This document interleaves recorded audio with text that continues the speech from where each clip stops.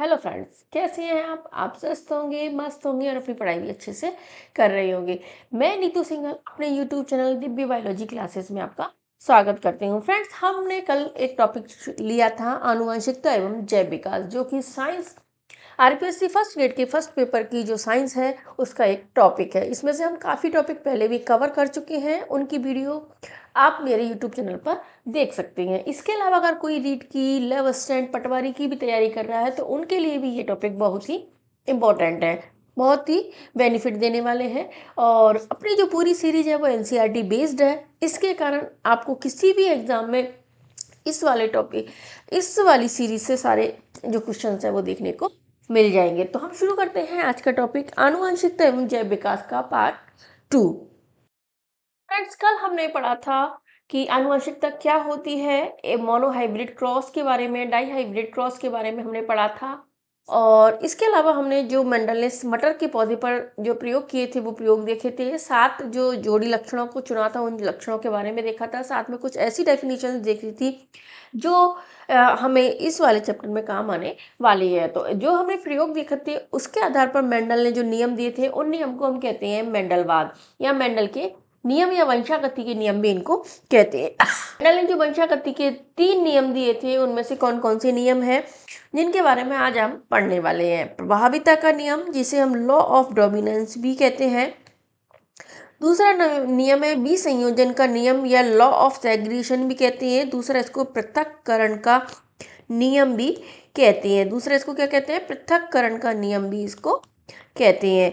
तीसरा नियम दिया था स्वतंत्र अपव्यूहन का नियम, इन्होंने दिया था। तो इन्होंने 3 नियम दिए थे, जिनमें से आपको ध्यान रखना है ये जो फर्स्ट 2 नियम है ये मोनोहाइब्रिड क्रॉस या एकल संकर क्रॉस पर आधारित है, और स्वतंत्र अपव्यूहन का नियम है वो द्विसंकर क्रॉस पर आधारित है। आपसे ये भी पूछा सकता है कि द्विसंकर क्रॉस पर आधारित कौन सा नियम है, या फिर ऐसे पूछ सकते हैं कि प्रभाविता का नियम, विसंयोजन का नियम कौन से क्रॉस पर आधारित है? एक संकर क्रॉस पर आधारित है। सबसे पहले पढ़ते हैं हम प्रभाविता का नियम, लॉ ऑफ डोमिनेंस भी इसको कहते हैं। जैसे नाम से ही पता चलता है प्रभावी होता है, यानी एक लक्षण इसमें प्रभावी होता है जो प्रकट होता है, और दूसरा लक्षण इसमें अप्रभावी होता है। किसी भी लक्षण को नियंत्रित करने वाले जो जीन है उसके दोनों युग्म विकल्पी अगर असमान होते हैं तो उनमें से एक कारक दूसरे कारक पर प्रभावी हो जाता है। यानी एक कारक प्रभावी होता है। जैसे हमने देखा था कि तने की ऊंचाई का जो लक्षण उन्होंने लिया था, उस लक्षण में हमने देखा था कि जो लंबापन है वो बौनेपन के ऊपर प्रभावी होता है। इसके कारण जो F1 पीढ़ी है उसमें केवल लंबेपन के लक्षण ही दिखाई देता है। तो जो लक्षण प्रभावी होता है और दूसरा अप्रभावी होता है, इसे ही हम प्रभाविता का नियम कहते हैं। बस इसमें इतना याद रखना है, यही प्रभाविता का नियम होता है। F1 पीढ़ी में केवल एक जनक लक्षण का प्रकट होना तथा F2 पीढ़ी में दोनों जनक लक्षणों का प्रकट होना ही प्रभाविता के नियम से समझा जाता है। जिसमें देखा कि हमने F1 पीढ़ी में केवल एक ही जनक का लक्षण यानी लंबेपन का लक्षण जो प्रभावी होता है प्रकट होता है, लेकिन जब इसका आगे स्वपरागण कराते हैं तो उसके स्वपरागण के दौरान इसमें 3:1 में यानी लंबेपन और बौनेपन का अनुपात हमें प्राप्त होता है, यानी एक पौधा हमें बौनेपन का भी प्राप्त होता है। तो इस दोनों को जनक के लक्षणों के प्रकट होने को हम प्रभाविता के नियम के द्वारा समझा सकते हैं, या उनको हम व्यक्त कर सकते हैं। यही है प्रभाविता का नियम, जो हमें बताता है एक पीढ़ी प्रभावी और एक लक्षण प्रभावी और दूसरा लक्षण अप्रभावी होता है। ये नियम एक संकर संकरण प्रयोग पर आधारित है, जो मैंने आपको बता दिया है। जैसे मटर के पौधे में लक्षण प्रभावी और बौनेपन का लक्षण प्रभावी होता है। ठीक है, ये आपको समझ में आ गया। अब अगला नियम है इसका विसंयोजन का नियम। विसंयोजन का नियम भी एक संकर क्रॉस पर ही आधारित है, जिसे पृथक्करण का नियम भी कहते हैं। और इससे क्या पता चलता है? ये नियम हमें बताता है कि जब दोनों जनकों से युग्मक आते हैं तो F1 पीढ़ी में एक ही लक्षण प्रकट होने के बावजूद भी F2 पीढ़ी में दोनों लक्षण प्रकट होते हैं। इससे सिद्ध होता है कि दोनों युग्मक है वो पृथक पृथक रहते हैं, यानी उनकी अपनी अपनी शुद्धता होती है। तो ये नियम भी एक संकर संकरण प्रयोग पर आधारित है। इस नियम का बताया जाता है कि दोनों एलील आपस में सम्मिश्रण नहीं होते, यानी मिलते नहीं है, और F2 पीढ़ी में दोनों लक्षणों को फिर से अभिव्यक्त करते हैं। जैसे हमने देखा था कि F1 पीढ़ी में जो लंबेपन का लक्षण प्रकट होता है उसमें जीन का संयोजन क्या होता है, टी और टी होते हैं। लेकिन जो F2 पीढ़ी आती है उस F2 पीढ़ी में हमें टी और बौनेपन का लक्षण फिर से व्यक्त हो जाता है। इससे पता चलता है कि चाहे F1 पीढ़ी में एक लक्षण प्रकट हो, यद्यपि जनक में दोनों लक्षण विद्यमान होते हैं, यानी दोनों जीन्स होते हैं तो दोनों लक्षण विद्यमान तो होते हैं, लेकिन प्रकट केवल एक लक्षण होता है। लेकिन F2 पीढ़ी में दोनों लक्षण फिर से अभिव्यक्त हो जाते हैं, अर्थात युग्मक बनने के समय कारकों की एक जोड़ी या एलील के सदस्य भी संयोजित होते हैं और युग्मकों को दो में से एक ही कारक प्राप्त होता है। ध्यान रखना, इस नियम का कोई अपवाद नहीं है, मतलब ये नियम सार्वभौमिक सत्य नियम माना जाता है। इस नियम का कोई अपवाद नहीं है, ये एक सार्वभौमिक सत्य है कि दोनों F1 पीढ़ी में दोनों जनकों के जीन उपस्थित होने के बाद भी एक ही लक्षण प्रकट होता है, लेकिन F2 पीढ़ी में वही युग्मक अलग अलग पृथक हो जाते हैं और दोनों लक्षणों को प्रकट करते हैं। इसे युग्मकों की शुद्धता का नियम भी कहते हैं। ये इंपॉर्टेंट लाइन है, इसको ध्यान रखना कि इसको युग्मकों की शुद्ध, इससे क्या होता है कि भाई युग्मक अपनी शुद्धता लिए होते हैं तो इसको युग्मकों की शुद्धता का नियम भी कहते हैं। ये हो गया विसंयोजन का नियम। तो दोनों नियम किससे, मोनोहाइब्रिड क्रॉस या एक संकर क्रॉस पर आधारित है। अब हम इसका तीसरा नियम देखते हैं। तीसरा नियम क्या कहता है, स्वतंत्र अपविवहन का नियम जिसको हम बोलते हैं। सबसे पहला तो ये नियम है द्विसंकर क्रॉस पर आधारित है। और द्विसंकर क्रॉस पर आधारित है, इसका मतलब हम समझ गए कि इसमें दो जोड़ी लक्षणों का उपयोग किया गया है। उनमें तो इसमें कितने लिया गया है, इसमें दो जोड़ी जो लक्षण होते हैं, दो जोड़ी लक्षणों का इसमें उपयोग इन्होंने किया है। ठीक है, यह नियम क्या कहता है कि जब किसी संकर में लक्षणों को दो जोड़े लिए जाते हैं, क्या लिए जाते हैं, दो जोड़े लिए जाते हैं, तो किसी एक जोड़े का लक्षण भी संयोजन दूसरे संयोग जोड़े से स्वतंत्र होता है। यानी दो जोड़ी लक्षण हमने देखे थे कि इन्होंने लिए थे, एक गोल और पीले। ठीक है, पीले बीज, गोल आकृति के पीले बीज वाले दो लक्षणों को एक साथ लिया, जिनको अप्रभावी लक्षण झुर्रीदार और हरे रंग के बीज वालों से इन्होंने जब क्रॉस कराया तो उसके बावजूद हम देखते हैं कि गोल और पीले लक्षण है वो झुर्रीदार और हरे लक्षण पर प्रभावी होता है, लेकिन जो गोल झुर्रीदार लक्षण है वो पीले और हरे लक्षण के साथ मिक्स नहीं होता है, दोनों अपना अपना प्रभाव अलग अलग दिखाते हैं। तो यही नियम कहता है कि सभी जो जोड़े होते हैं लक्षणों के वो स्वतंत्र अपविवहन रहते हैं या स्वतंत्र एक दूसरे से रहती हैं। इसका जो फिनोटाइप है वो 9:3:1 होता है। ये इंपॉर्टेंट है, आप इसको याद रखना, क्योंकि एक तो इसमें ये लाइन सबसे इंपॉर्टेंट है कि द्विसंकर क्रॉस होता है, दो जोड़े लक्षण के लिए जाते हैं। आपको स्टेटमेंट में भी ये पूछ सकते हैं कि इसमें कौन सा कथन असत्य है। तो स्वतंत्र अपविवहन के बारे में आपको ये 2-3 लाइनें याद होनी चाहिए। फिनोटाइप का अनुपात 9:3:3:1 इसमें प्राप्त होता है, जो मैंने आपको पहले डाईहाइब्रिड क्रॉस में बता दिया था कि किस तरह से हमें कौन कौन सा अनुपात प्राप्त होता है। तो ये तो मेंडल ने दिए थे तीनों नियम, जिनको हमने देख लिया। मेंडल ने कितने 3 नियम दिए थे आनुवंशिकता के, वंशागति के नियम भी इनको कहते हैं, जिनके बारे में हमने डिटेल में पढ़ लिया। अभी जो आनुवंशिकता एक पीढ़ी से दूसरी पीढ़ी में संचारित होती है वो कैसे होती है, इसके बारे में भी एनसीईआरटी में दे रखा है कि इसकी कार्यविधि क्या है। कि कोई भी जो कोशिका होती है उसमें डीएनए में प्रोटीन संश्लेषण के लिए एक सूचना स्रोत होता है, और डीएनए का वह भाग जो जिसमें किसी प्रोटीन संश्लेषण के लिए सूचना होती है उस प्रोटीन को ही हम जीन कहते हैं। यानी डीएनए का वह भाग जो जो सूचना को एक पीढ़ी से दूसरी पीढ़ी में संचारित करता है उसे हम जीन कहते हैं। ये मैंने आपको पहले भी बता दिया। और यही जीन का जो प्रोटीन होता है वो विभिन्न लक्षणों की अभिव्यक्ति को नियंत्रित करने का कार्य करता है, जिसके कारण ये जो अलग अलग व्यवहार प्रदर्शित करते हैं, सभी जो ट्रैक्स होते हैं वो अलग अलग व्यवहार प्रदर्शित करती हैं। इस तरह से ये पूरी क्रियाविधि होती है। इसका एक एग्जाम्पल के रूप में समझाया हुआ है, जैसे हमने लिया था पौधों की लंबाई का लक्षण। ठीक है, उसको समझें कि पौधों में कुछ हार्मोन्स होते हैं जो लंबाई का नियंत्रण करते हैं। मतलब जो प्रोटीन्स होते हैं वो किससे बने होते हैं, हार्मोन से बने होते हैं।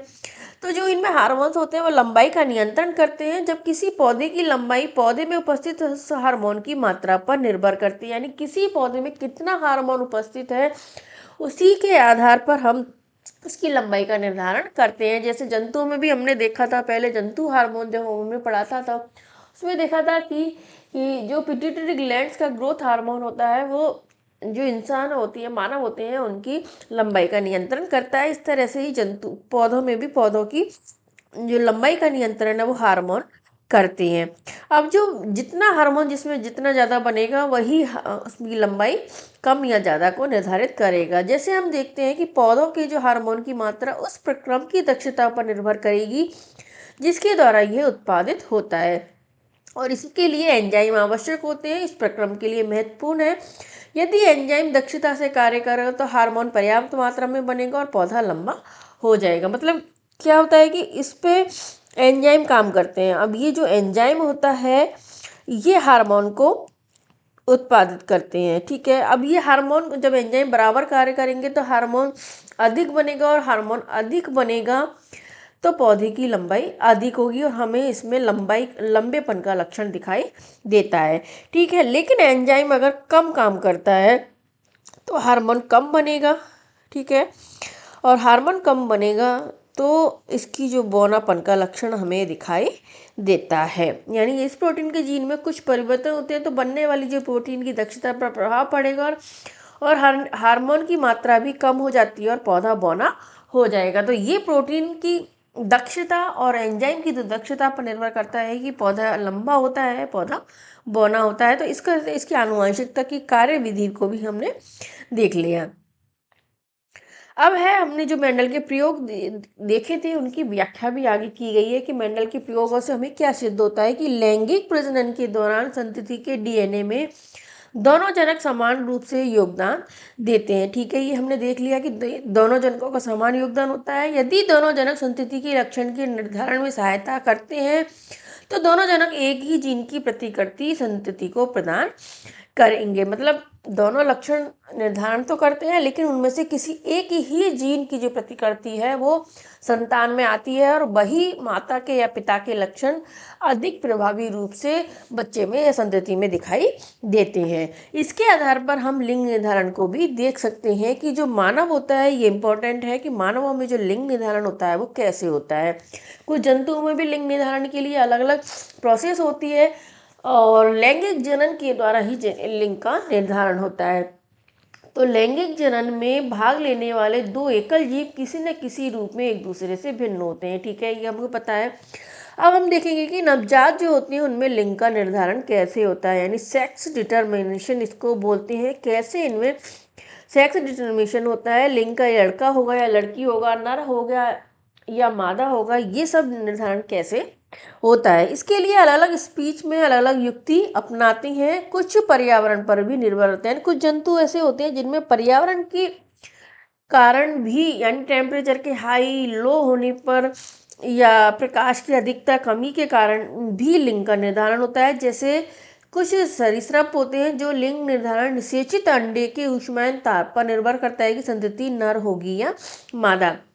कुछ रेप्टाइल्स या सरीसृप ऐसे होते हैं जिनमें जो निषेचित अंडा है उसके ऊपर जो ऊष्मायन ताप होता है उसका प्रभाव पड़ता है कि मेल बनेगा या फीमेल बनेगा, यानी पहले से निर्धारित नहीं होता है। घोंगे जैसे कुछ प्राणी अपना लिंग बदल सकते हैं, जो इस बात का संकेत है कि इनमें लिंग निर्धारण आनुवंशिक नहीं होता है। यानी घोंगे में भी लिंग निर्धारण पहले से निश्चित नहीं होता है, उनमें भी लिंग निर्धारण बदल सकता है। लेकिन मानव होता है जिसमें पहले से ही निर्धारित होता है कि लड़का बनेगा या लड़की बनी होती है। इसके लिए जो मानव में लिंग का निर्धारण वो आनुवंशिक आधार पर होता है। ये ध्यान रखना इम्पोर्टेंट है कि मानव में जो लिंग का निर्धारण कैसे होता है, आनुवंशिक आधार पर होता है। जिसे हम कह सकते हैं कि जनक जीवों से वंशानुगत जीन ही इस बात का निर्णय करते हैं कि संतति लड़का होगा या लड़की होगी। यानी पहले से ही जो जीन होती हैं उन जीन्स में निर्धारित हो जाती हैं, जिसके कारण हमें पता चलता है कि आगे लड़का होगा या लड़की होगी, यानी पहले से ही निर्धारित होता है। क्यों? क्योंकि जो मानव में सभी जो गुणसूत्र है पूर्ण रूपेण युग्म में नहीं होते हैं। कितने गुणसूत्र पाए जाते हैं मानव में? 23 जोड़े या 46 गुणसूत्र होते हैं। ध्यान रखना इंपॉर्टेंट है। कितने? 23 जोड़े गुणसूत्र होते हैं, 46 गुणसूत्र होते हैं, जिनमें दो प्रकार के गुणसूत्र मानव में पाए जाते हैं, अलिंगी या कायिक गुणसूत्र और दूसरे लिंगी या गुणसूत्र होते हैं। जो एलिंग या जो कायिक गुणसूत्र होते हैं वो माता पिता के गुणसूत्रों के प्रतिरूप होते हैं, यानी उनकी कॉपी होती है। जैसे माता पिता में होते हैं वैसे ही बच्चे में होते हैं। इनकी संख्या 22 जोड़ी होती है। कितनी होते हैं? 22 जोड़ी एलिंग या कायिक गुणसूत्र होते हैं, परंतु एक जोड़ी गुणसूत्र ऐसा होता है जो नर और मादा में अलग अलग पाया जाता है। यानी और सब गुणसूत्र सब दोनों में समान होते हैं, केवल एक जोड़ी गुणसूत्र होती है जिसे लिंग गुणसूत्र भी हम कहते हैं, और ये पूर्ण जोड़े में नहीं होते हैं, यानी मादा और नर में अलग होते हैं, और जो ये ही इसका लिंग निर्धारण का काम करते हैं। जैसे स्त्री है, फीमेल है, उसमें गुणसूत्र का पूर्ण युग्म होता है, उसमें तो दोनों गुणसूत्र XX पाए जाते हैं। यानी स्त्री में कौन से होते हैं? XX गुणसूत्र बोलते हैं लिंग गुणसूत्र को। जबकि तो पुरुष या मेल होता है उसमें एक जोड़ा परिपूर्ण नहीं होता है। इसमें एक गुणसूत्र सामान्य आकार का X होता है और दूसरा गुणसूत्र इसमें छोटा होता है जिसे हम बाई गुणसूत्र कहते हैं। यानी जो मेल होता है उसमें XY गुणसूत्र पाए जाते हैं। ये इंपॉर्टेंट है, आप याद रखेंगे क्योंकि ये पूछे जा सकते हैं मादा में कौन से गुणसूत्र होते हैं और नर में कौन से गुणसूत्र होते हैं। तो इस तरह से कह सकते हैं कि स्त्रियों में XX तथा पुरुषों में XY गुणसूत्र पाए जाते हैं। ये इंपॉर्टेंट लाइन है। अब हम इसके पूरे जोड़े किया, क्योंकि एक मानव में कितने होते हैं? 23 जोड़ी गुणसूत्र, यानी 46 गुणसूत्र होते हैं। तो कैसे कह सकते हैं कि पुरुषों में जो गुणसूत्र होते हैं वो 22 जोड़े प्लस XY गुणसूत्र होता है, ठीक है, और स्त्रियों में 22 जोड़े प्लस XX गुणसूत्र पाए जाते हैं। इस तरह से देखें तो हम ये कितने हो गए? 23 जोड़ी गुणसूत्र भी हो गए, ठीक है, क्योंकि XX दो गुणसूत्र यानी एक जोड़ी हो गया। तो स्त्रियों में 22 जोड़े प्लस XX गुणसूत्र और पुरुषों में 22 जोड़े प्लस XY गुणसूत्र होती हैं। ये इंपॉर्टेंट। अब ये जो गुणसूत्र हैं इनके आधार पर हम देखते हैं कि कैसे संतति की उत्पत्ति होती है, कैसे बनते हैं लड़का या लड़की।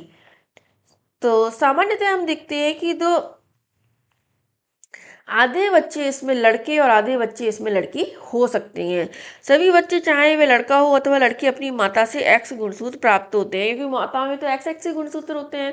तो इसमें लड़का हो या लड़की, उनमें दोनों में माता से केवल X गुणसूत्र आता है। लेकिन जो बच्चों का जो लिंग निर्धारण होता है वो पिता के गुणसूत्र से होता है, क्योंकि पिता में X और Y गुणसूत्र होते हैं, जिसमें बच्चों का लिंग निर्धारण इस बात पर निर्भर करता है कि उन्हें अपने पिता से किस प्रकार का गुणसूत्र प्राप्त हुआ है। जिस बच्चे को अपने पिता से X गुणसूत्र प्राप्त होता है वह लड़की बन जाती है, और जिससे XY गुणसूत्र वंशानुगत होता है वह लड़का होता है। ये इंपॉर्टेंट लाइन है क्योंकि पूछ सकते हैं। तो कैसे निर्धारण होता है कि जो माता होती है उसमें दोनों में XX गुणसूत्र होते हैं, लेकिन जो पिता होता है उसमें XY गुणसूत्र पाए जाते हैं। तो माता से तो चाहे लड़का हो या लड़की दोनों में X गुणसूत्र ही आएगा, लेकिन पिता से अगर X गुणसूत्र आता है तो लड़की बनती है, और Y गुणसूत्र पहुंच जाता है तो लड़का बनता है। तो इसको जैसे मैं क्रियाविधि से देख लेते हैं। इसमें जैसे पिता है, पिता में कौन कौन से गुणसूत्र हो गए, इसको अच्छे से समझ लेना।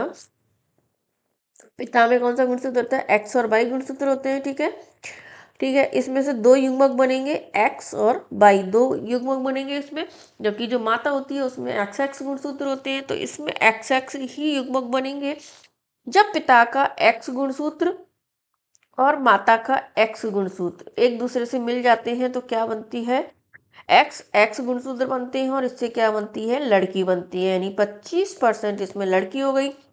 जब पिता का X गुणसूत्र, ठीक है, जब पिता का X गुणसूत्र माता के दूसरे X गुणसूत्र से मिलता है तो भी लड़की ही होती है, क्योंकि XX गुणसूत्र में लेंगे तो लड़की होती है। तो इसमें भी 25% लड़की की संभावना हो गई।